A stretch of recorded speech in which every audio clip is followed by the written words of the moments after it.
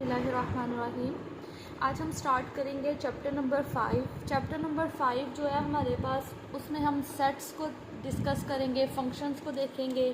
सबसे पहले मैं आपको बताती हूँ कि बेसिकली सेट हमारे पास क्या होता है। मैं आपको कुछ एग्जांपल से बताती हूँ कि सेट होते क्या हैं। जैसे इस चैप्टर का नेम भी आपने देखा है कि इस चैप्टर का नेम हमारे पास क्या है, सेट्स एंड फंक्शंस। ठीक है, इसका मतलब है इस चैप्टर में हमने जितनी चीज़ें डिस्कस करनी है वो सारी सेट्स और फंक्शन से रिलेटेड होंगी। सेट हमारे पास क्या होता है, आपने छोटी क्लासेस में पढ़ा होगा कि सेट हमारे पास वेल डिफाइंड और डिस्टिंक्ट ऑब्जेक्ट की जो कलेक्शन होती है उसको हम क्या कहते हैं, सेट कहते हैं। कोई भी वेल डिफाइंड जो चीज़ होती है और उसकी जो कलेक्शन हो जाए उसको हम सेट कह देते हैं। जैसे कि मैं आपको कहती हूँ, हम जो सेट होते हैं ना, ये चीज़ आप याद रखें, हर चीज़ का जिसका कोई ना कोई नेम हम असाइन करते हैं। इसी तरह सेट्स को भी हम नेम असाइन करते हैं और इसको नेम हम मोस्टली हम ऐसा करते हैं कि कैपिटल लेटर से ही नेम असाइन करते हैं। जैसे अगर सपोज हम सेट ऑफ इंटीजर्स की बात की जाए तो सेट ऑफ इंटीजर्स को हम किस से असाइन करते, क्या नेम असाइन हुआ हुआ है उसको, जी का, कैपिटल जी, स्मॉल जी नहीं आपने लिखना। सेट ऑफ इंटीजर्स का सेट हमारे पास क्या होता है, इसमें हमारे पास 0 आ जाता है, +-1, +-2, +-3, और हमें पता है कि ये इनफाइनाइट सेट है, सो ये आगे चलता जाएगा। अब मैं आपको वैसे कुछ एग्जांपल से बताती हूँ कि हमारे पास, मैं आपके सामने कुछ एग्जांपल्स लिखती हूँ कौन सी हमारे पास सेट है कौन सी नहीं है। जैसे सपोज अगर हम एक ऐसा सेट लिखना चाहें जिसके अंदर पाकिस्तान की कुछ सिटीज़ के नेम लिखना चाहें तो हम वो लिखते हैं। जैसे लाहौर, इस्लामाबाद, कराची कर लें, गुजरात, और इसी तरह आप जितने भी नेम लिख लें। ठीक है, ये मैंने एक कलेक्शन ले लिया, अब इसको कोई ना कोई नेम असाइन करना है। लेट अस सपोज इसको मैंने ए कह दिया। तो अब आप देखिए, ये जो भी चीज़ें मैंने इसके अंदर डिफ़ाइन की हैं, ठीक है, ये सारी आपने देखना ये क्या रिपीट तो नहीं हो रही। अगर तो सपोज मैंने गुजरात को 2 दफ़ा एंटर कर लिया, तो गुजरात को 2 दफ़ा अंदर लिख लिया, तो फिर ये सेट कभी भी नहीं होगा, क्योंकि जो सेट होता है उसमें रेपिटिशन बिल्कुल नहीं होती। आपने सेट ऑफ इंटीजर्स को भी देखा है कि ये जो सेट ऑफ इंटीजर्स में कोई भी नंबर रिपीट नहीं हो रहा, इसलिए ये सेट बना। ठीक है, एक तो ये चीज़ होगी। जैसे सपोज अगर हम अगर कोई ऐसा खुद से अगर कुछ सेट लिखना चाहें, 0, 1, 2, 4, 5, 6, और मैं 6 को 2 दफ़ा लिख दूँ, तो ये हमारे पास क्या सेट होगा, इसको नेम हम बी कह लेते हैं, और ये हमारे पास सेट बिल्कुल नहीं होगा। क्यों? क्योंकि इसमें हमारे पास ये जो 6 है ये हमारे पास 2 दफ़ा आ गया, तो ये हमारे पास सेट नहीं होगा। इसी तरह अगर सपोज हम कुछ गेम्स के नेम हम रखना चाहें, जैसे हो गया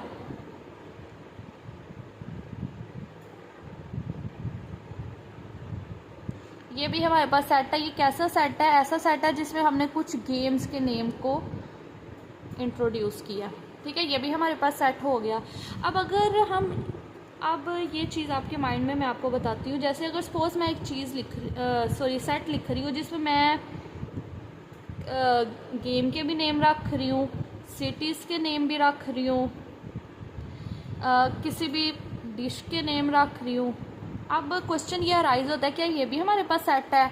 देखिए, ये सारी चीज़ें हैं तो वेल डिफाइंड। सेट होता है वेल डिफाइंड कलेक्शन। ठीक है, कलेक्शन होता है एक से ज़्यादा चीज़ जब हमारे पास होती है उसको हम कलेक्शन कहते हैं। तो ये तो हमारे पास एक से ज़्यादा नाम लिखे हुए हैं, तो ये कलेक्शन भी है, वेल डिफाइंड चीज़ें हैं, लेकिन ये डिस्टिंक्ट नहीं है। ठीक है, डिस्टिंक्ट, इसमें ये जो डिस्टिंक्ट वाली प्रॉपर्टी है ये हमारे पास फेल हो गया। डिस्टिंक्ट मतलब सब एक दूसरे से अलग अलग होनी चाहिए। ठीक है, जैसे कि अब हमने जो भी कलेक्शन होती है ना वो सारी एक ही चीज़ पे बेस करनी चाहिए। जैसे ये सारे सिटीज़ हैं और सारे सिटीज़ एक दूसरे से अलग हैं, इसमें चीज़ें तो एक दूसरे से डिफरेंट है। ठीक है, इधर हमने अपना गेम का नेम रख दिया, इधर सिटी का नेम, इधर किसी डिश का नेम रख दिया, ये इस सेंस में डिस्टिंक्ट है। लेकिन डिस्टिंक्ट हमें इस सेंस में चाहिए होती हैं कि एक ही चीज़ से हम बात कर रहे हो, एक ही चीज़ को लेके हम आगे फर्दर उस पर डिस्कशन कर रहे हों, इसलिए ये हमने डिफरेंट चीज़ों को यहाँ पे काट लिया, तो ये हमारे पास जो है ये हमारे पास सेट नहीं होगा। और उसके अलावा मैं आपको कुछ वेल नोन सेट का बता दूँ। जैसे हमारे पास सेट ऑफ होल नंबर है, सेट ऑफ होल नंबर को हम W से डिनोट करते हैं, और ये स्टार्ट कहाँ से होता है, ये 0, 1, 2, 3 एंड सो ऑन, ये हमारे पास set of whole number, set of natural number को n से डिनोट करते हो। ये कहाँ से स्टार्ट होता है?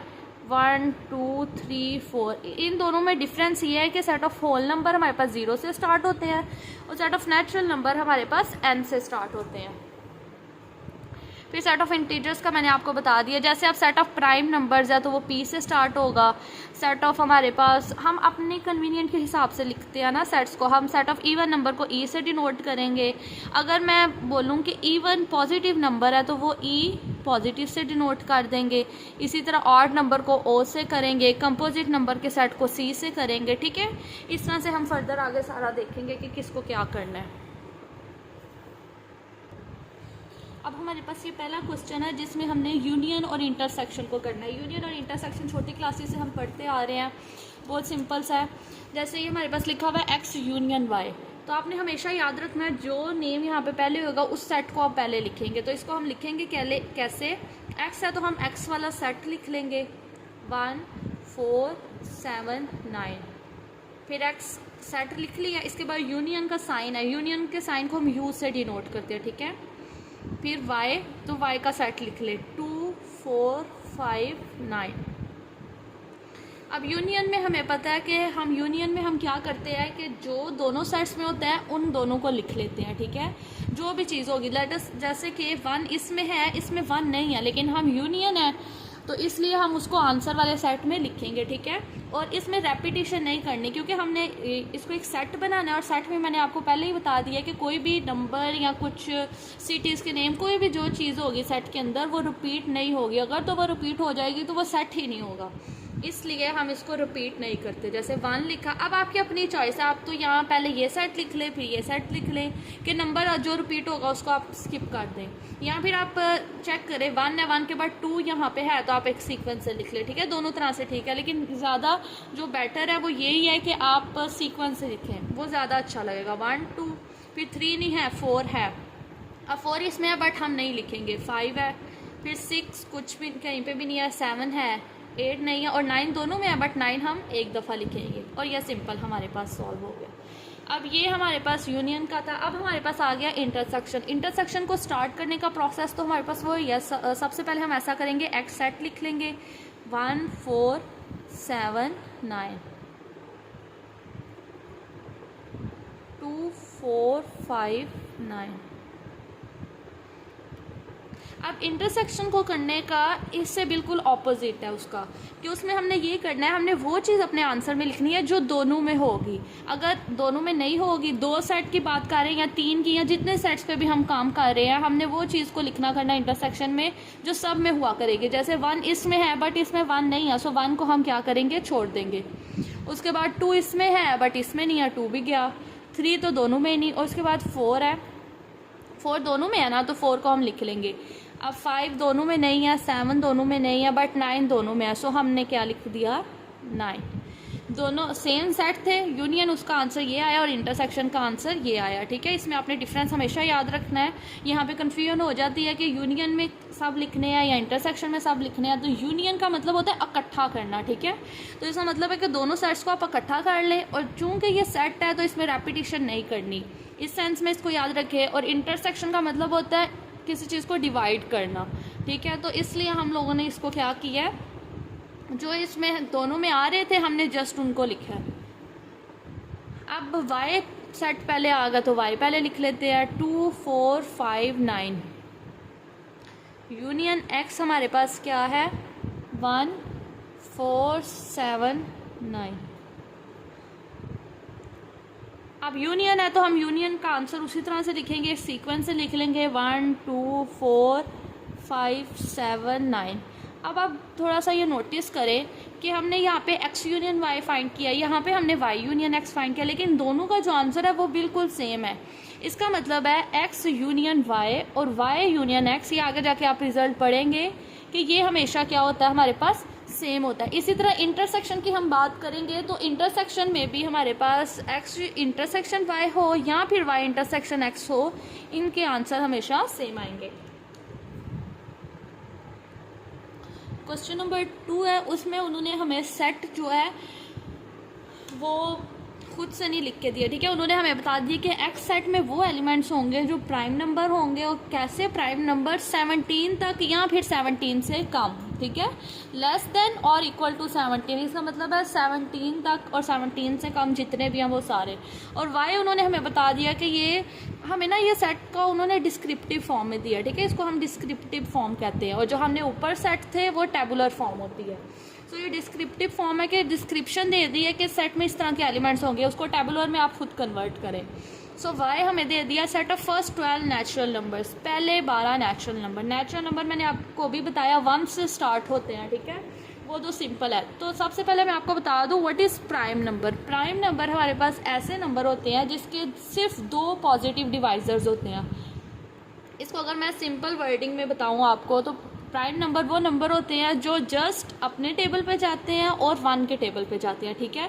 जैसे चलिए अगर हम सेट को लिखें तो x हमारे पास क्या सेट आएगा, और प्राइम नंबर हमेशा 2 से स्टार्ट होते हैं। क्यों? क्योंकि मैंने आपको बताया prime number, let us suppose मैंने चेक करना है क्या 17 प्राइम नंबर है, तो 17 1 के टेबल पे जाता है और इसके अलावा सिर्फ अपने टेबल पे जाता है, इसका मतलब है ये प्राइम नंबर है, ठीक है। इसका मतलब है इसके 2 डिवाइजर्स बन गया ना, पॉजिटिव डिवाइजर्स की हम बात कर रहे हैं। इन जनरल अगर बात करें तो प्राइम नंबर के 4 डिवाइजर्स होते हैं, ठीक है। ये +-1 +-17 इस सेंस में होते हैं इसके डिवाइजर्स। अब हमने देखना है 1 प्राइम नंबर क्यों नहीं है, ठीक है। 1 प्राइम नंबर इसलिए नहीं है क्योंकि प्राइम नंबर के 2 पॉजिटिव डिवाइजर होने चाहिए। 1 का तो जस्ट 1 ही डिवाइजर है, इसके अलावा तो उसका कोई डिवाइजर नहीं है, इसलिए 1 हमारे पास प्राइम नंबर नहीं है। तो प्राइम नंबर सबसे स्मॉलेस्ट प्राइम नंबर अगर पूछा जाए तो वो हमारे पास कौन सा है, 2, क्योंकि ये 1 के टेबल पे भी जाता है और इटसेल्फ भी ये डिवाइड होता है खुद पे। चले अब हम set of prime number less और इक्वल टू 17, तो 2 से स्टार्ट करेंगे। 2 इसके बाद जो 4 है वो तो कंपोजिट नंबर है, ठीक है। जो नंबर प्राइम नंबर्स नहीं होते वो क्या होते हैं, कंपोजिट नंबर उनको कहते हैं, क्योंकि 4 अपने अलावा किसी एक टेबल पे भी अगर नंबर चला जाए तो वो हमारे पास कंपोजिट नंबर होता है। अब 3 हमारे पास प्राइम नंबर है, 5 हमारे पास प्राइम है, 7 प्राइम है, 11 प्राइम है, 13 प्राइम है, 17 प्राइम है। अब जैसे बीच में से कोई हम नंबर पिक करते हैं जिसको हमने नहीं लिखा, लेट अस टेक 12 जो है वो 2 के टेबल पे जाता है, 3 पे जाता है, 4 पे जाता है, 6 पे जाता है, वो तो अपने अलावा कितने ही टेबल्स पे चला जाता है। 4 को अगर हम चेक करें, 4 2 पे जाता है, ठीक है, 2 पे जाता है, और 1 और 4 पे तो ये डेफिनेटली जाता है ना, इन पे तो इन्होंने सब ने जाना ही है। लेकिन अपने अलावा किसी एक भी टेबल पे ये चला जाएगा तो ये फिर हमारे पास कौन सा नंबर बन जाएगा, कंपोजिट नंबर। एक्स सेट को हमने लिख लिया जो हमें डिस्क्रिप्शन दी गई थी उसके अकॉर्डिंग, और वाई सेट है फर्स्ट 12 नेचुरल नंबर्स, इसका मतलब है 1 से लेके आप 12 तक लिख लें, सो ऑन 12, ठीक है।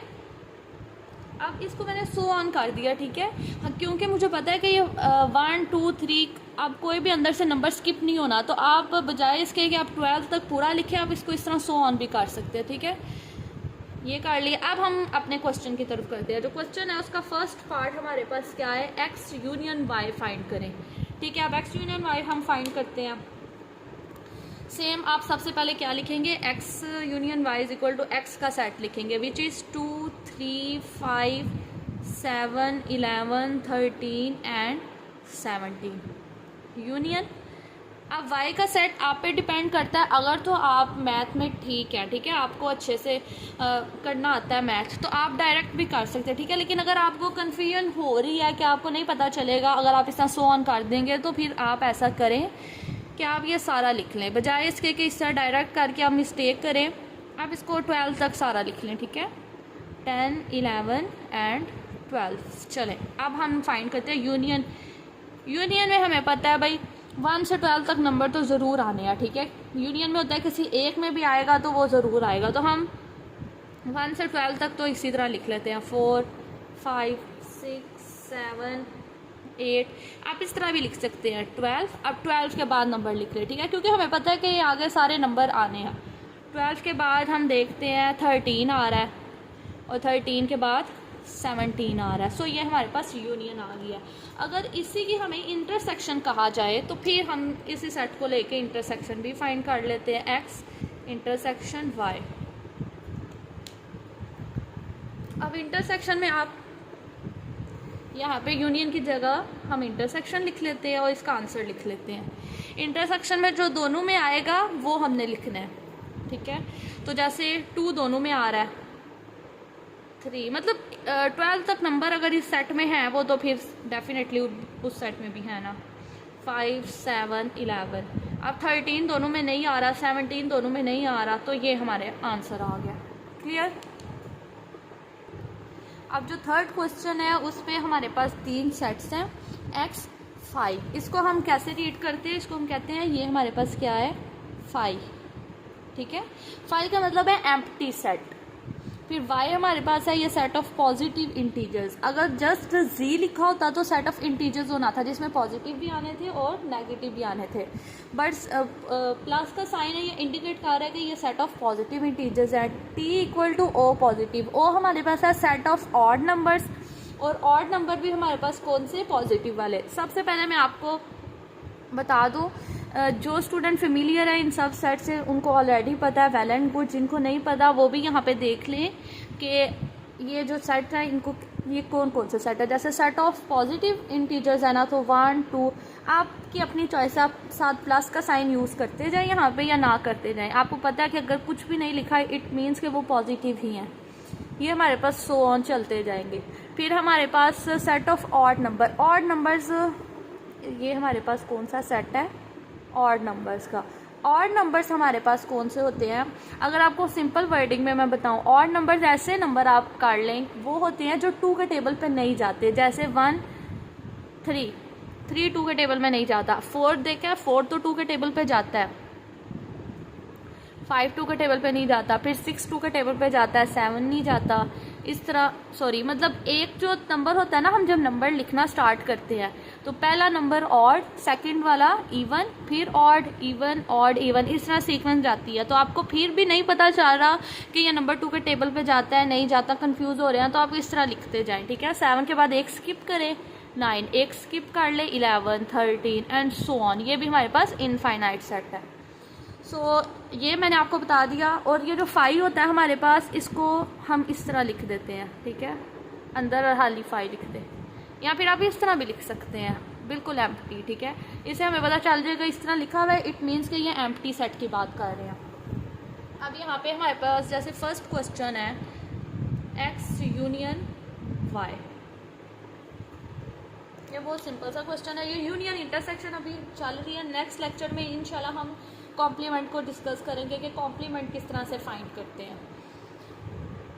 x हम लिखेंगे x union y is equal to, सबसे पहले x का सेट लिखे, ये मैंने आपको बता दिया। इसको हम किस तरह लिखेंगे, इसको आप इस तरह भी लिख सकते हैं, या चॉइस आपकी अपनी है, या आपको जस्ट इसको इस तरह से भी लिख सकते हैं, ठीक है, जिस तरह उन्होंने दिया हुआ है। लेकिन इस तरह हम लिख रहे हैं, सारा कुछ ठीक है। ये जो मैंने आपको बताया ये तीनों तरह से लिख सकते हैं। फिर सेट ऑफ इंटीजर्स है, सो ये वाला सेट लिख देते हैं, सॉरी कॉमा नहीं, दरमियान में यूनियन, 1 2 3 4 5 एंड सो ऑन। अब यूनियन में हमें पता है ये तो है ही 5, इसको क्या हम यूनियन में रखें। 5 का मतलब है खाली सेट, इसके होने ना होने से कोई फ़र्क नहीं पड़ता, ना यूनियन पे फ़र्क पड़ेगा और इंटरसेक्शन पे तो डेफिनेटली पड़ेगा ना, तो यूनियन पे कोई फ़र्क नहीं पड़ेगा। तो यूनियन में ये सेट सारा हमारे पास एज इट इज़ आ जाएगा, 4 5 एंड सो ऑन। ये तो हो गया था बहुत ही सिंपल। अब जैसे नेक्स्ट इसका पार्ट है, उसमें x यूनियन t है, तो वो भी बहुत सिंपल है। हम थर्ड पार्ट इसका करते हैं which is y union t। Third part है हमारे पास y यूनियन t। तो चले जी, y यूनियन t को हम कैसे सॉल्व करेंगे। y हम लिख लेते हैं, y सेट हमारे पास ये वाला है, 1 2 3 4 5 6। अपने हिसाब से हम थोड़ा सा लिख लेते हैं ना, ताकि थोड़ा सा अच्छे से एक्सप्लेन हो जाए। u t वाला सेट हमारे पास ये था, तो हम लिखेंगे 1 3 5 7 9 11 13 and so on. So on, इसको हम जो हम इस तरह डॉट लगाते हैं ना, ये हम हमेशा 3 लगाने चाहिए, ठीक है। तो इसको हम करते हैं, सो ऑन का मतलब होता है कि आप इसी सीक्वेंस से आगे नंबर चलते जाएंगे, ठीक है। जैसे इसमें इस सेट में कुछ भी स्किप नहीं हो रहा ना, तो ये ऐसे ही जाएगा, और इस सेट में हम एक एक नंबर स्किप कर रहे हैं, तो ये भी आगे से इसी सीक्वेंस में जाएगा। अब यूनियन है, तो यूनियन में आपको पता है सारा कुछ आएगा, 1 2 3, एक चीज़ याद रखनी है, ये जस्ट आपकी नॉलेज के लिए है। अब ये हमारे पास दो सेट हैं, ठीक है। यूनियन में हमेशा जो बड़ा सेट होता है आंसर में वो आता है। जैसे यहाँ से आप देखिए, आपको पता चल सकता है सेट ऑफ इंटीजर्स बड़ा होगा या ये बड़ा होगा। देखिए हमारे पास ये सेट बड़ा है, क्यों? क्योंकि इसमें एक एक नंबर स्किप होता जा रहा है। तो दोनों इनफाइनाइट, ये बात ठीक है, दोनों इनफाइनाइट है, ठीक है। लेकिन इसमें एक एक नंबर स्किप होता जा रहा है और जो नंबर इसमें स्किप है वो इसमें है नंबर। इसका मतलब है ये सेट में ज़्यादा एलिमेंट्स होंगे तो दोनों में इनफाइनाइट, लेकिन फिर भी इस सेट में एलिमेंट्स ज़्यादा होंगे। सो इसका मतलब है कि इन दोनों की यूनियन लेनी है, तो आप सीधा सीधा ये सेट लिख दे, भाई ये वाला सेट आंसर आ रहा है 5 6, वैसे ऐसा लिख के सो ऑन लिख दे, पता चल जाएगा कि आगे से सो ऑन हो रहा है। अब चले हम कोई इंटरसेक्शन वाला क्वेश्चन भी देख लेते हैं। आगे इसका फोर्थ पार्ट जो है वो x के साथ ही है, और चले x इंटरसेक्शन y करते हैं, ठीक है। इसका फोर्थ पार्ट है हमारे पास x इंटरसेक्शन y। इसको हम लिखेंगे कैसे? x को तो हम लिख लेंगे empty set intersection y। Where is y? Y is 1 2 3 4 and so on। अब देखिए इंटरसेक्शन में ना वैसे छोटा सेट जो होता है ना वो इंटरसेक्शन में आता है, ठीक है, ये बात ठीक है। लेकिन कभी हमारे पास ऐसे होता है कि जो छोटा सेट होता है ना उसमें, जैसे हमने लास्ट क्वेश्चन किया था ना, उसमें हमने किया था क्वेश्चन, ठीक है, उसमें छोटा सेट जो था वो हमने इस तरह नहीं, आपने याद रखना कि इंटरसेक्शन में हमेशा छोटा ही, जैसे यूनियन है ना, इसकी बात तो ये पक्की है कि जो बड़ा सेट होगा वो हमारे पास आंसर में आएगा। लेकिन इंटरसेक्शन में कुछ जगह पे ऐसा होता है जो छोटा सेट है वो डायरेक्ट आंसर पे आ जाता है, लेकिन कुछ जगह में ऐसा होता है कि छोटे सेट में जो एलिमेंट होता है वो बड़े में नहीं होता, ठीक है। इसलिए इसके लिए आप ये बात अपने माइंड से स्किप करें, इसके लिए आपने ये बात नहीं याद रखनी। लेकिन इस क्वेश्चन पे ये बात अप्लाई हो रही है, ठीक है। यूनियन वाली तो हर क्वेश्चन पे वो बात अप्लाई हो जाएगी जो मैंने आपको बताई है, लेकिन इंटरसेक्शन वाले पे नहीं होगी। सो इंटरसेक्शन वाले में आपने देख के ही लिखना है। लेकिन इसमें हम देखें, फाई का मतलब है कुछ भी नहीं, कि मतलब इसमें कुछ भी नहीं और इसमें इतना कुछ है, लेकिन हमने वो लिखना होता है जो दोनों में होता है, ठीक है। तो इसका मतलब है जैसे अब इसमें 1 है, इसमें तो 1 नहीं है, इसमें 2 है, इसमें भी 2 नहीं है, तो मतलब कुछ भी मैच नहीं हो रहा, तो आंसर भी क्या आएगा? एम्प्टी सेट ही आएगा। इसी तरह इसके जो बाकी पार्ट्स है वो भी हैं। जैसे इसका एक और पार्ट कर लेते हैं, 6th वाला।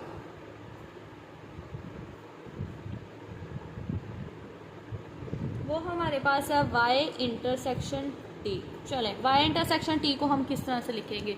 y सेट हमारे पास कौन सा था? सेट ऑफ इंटीजर्स थे ना, 1 2 3 4 5 6। इंटरसेक्शन t हमारे पास कौन सा है? 1 3 5 7 9 so on।